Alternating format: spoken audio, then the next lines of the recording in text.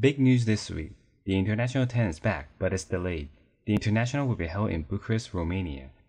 The battle for the Ages of Champions has moved from August to October. The group stages will be from October 7th to the 10th, with the main stage event on October 12th to the 17th. In the press release, Valve said, "We are grateful for the partnership we have formed with Romania and the city of Bucharest, and we are very much looking forward to gathering with the global Dota 2 community, both in person and virtually, to celebrate the elite players and the amazing fandom at the International. Prepare yourselves, at long last, the battle begins." TI10 will be held in Arena Nationala, the biggest in the country, but fans have some concerns. The arena has a retractable roof. However, during the current Euro 2020, the roof is open and UEFA is asking fans to bring a poncho in case of rain.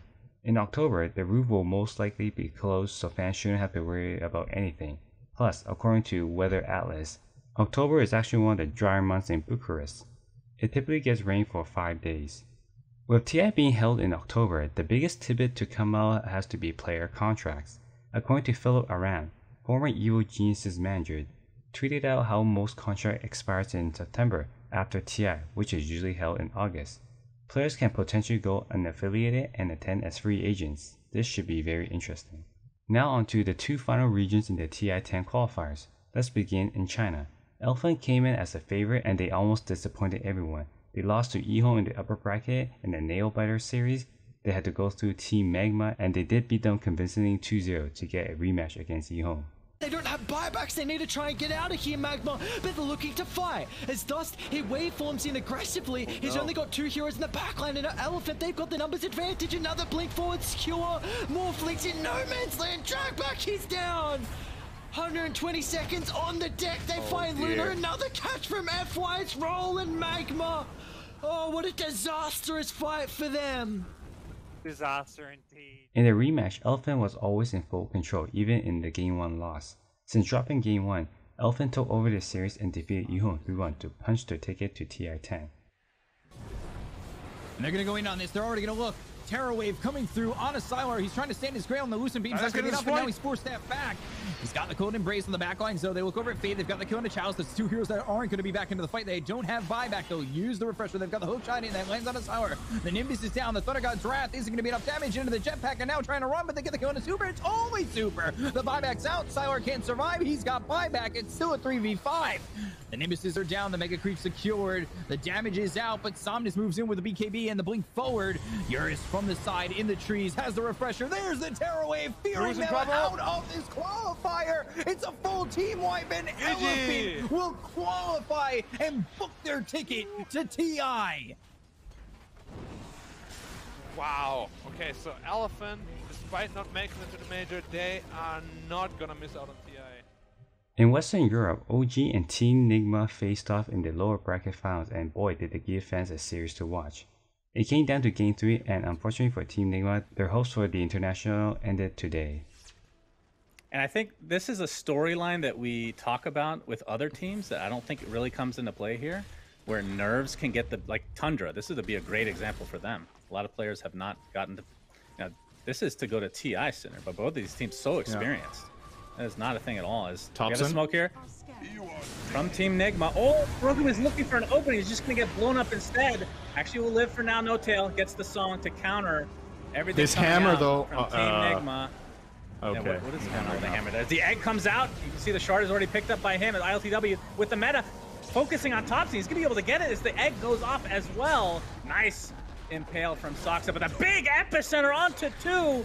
Down goes ILTW, a huge initiation from Seb, and that's going to cost them 3 and make it 4 with Kuroki dropping to the deck. And this is likely to be a full team wipe if they're able to get Miracle here. Seb is actually going to stay alive throughout all of this. What a crazy counter initiation, turning into an ultra kill for Sumail. My God, Seb. It's been super impactful. They get the Aegis, they get the cheese, they get the shard. Okay, Finger of Death, but there's the swap onto ILTW into the song. Seb, all right, we're going to see the Meteor Hammer with the epicenter to follow. They just want to focus on GH. He's getting really low, and a multi-shot finishes him off after the ulti. Buyback into the game, though, still has his egg. Mind control, just on the wrong place of the terrain here, and he's going to have to buy back as well. But these Team Nigma members are dropping like flies, Cinderin. As Oh, the what a impale stun. from 2. Oh my god, the ensnare to follow. They have to get ILTW out of here if they're able to get to TI. This is the big moment right now, but the egg goes down. ILTW has his Sunder available. He's so freaking low. Thompson, but there's the burrow strike from Seb. That is a dieback. Oh my goodness, Miracle now. This looks to be it, Cinderin. It looks like OG are going to the grand finals, and Team Nigma, the last finalist at TI9, will not be going to TI at all.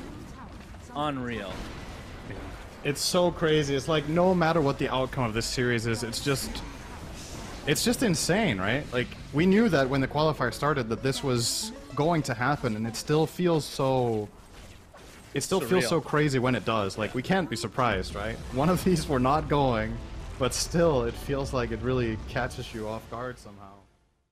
In the grand finals, it was also what every fan wanted: 5 games of back and forth build-up, fighting for the final spot for the $40 million prize pool. It was back and forth, but in Game 5, OG was in full control over Tundra Esports, and they knocked Tundra out and secured themselves the last spot to the International. Try and take this down. Skitter looking for an opening now.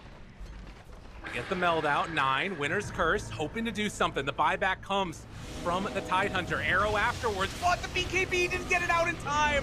Skitter, BKB runs forward, tries to bring down this Nyx assassin. It is not going to happen. Jump forward. There's the stun that they need. They take down Skitter. He buys back now. They keep on chasing it on this one. Thompson trying to find 9. He gets him. It's a godlike spree. They can't get anything.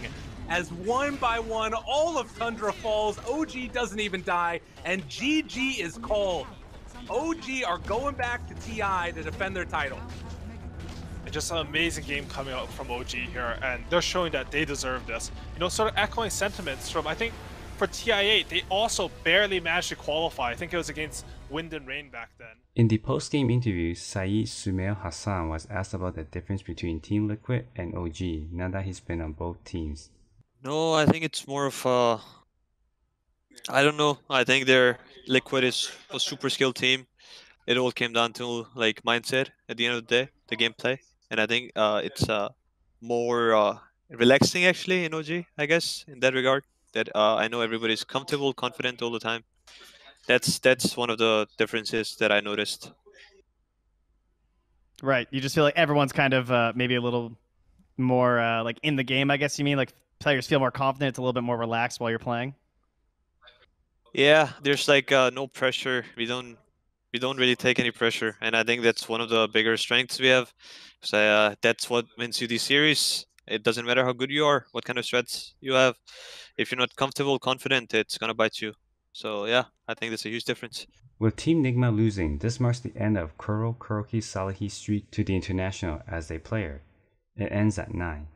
Clement Puppy Ivanov is now the only one left with the streak hitting number 10, attending as a player. Here's the 18 teams that will fight for the Aegis of Champions come October in Bucharest. OG will have a chance to defend and go for a 3-peat. South America has 3 teams in the TI for the first time, and it will be very exciting to see how well they do. Thank you all for watching. Like, share, and subscribe. Check back next week for more Dota news.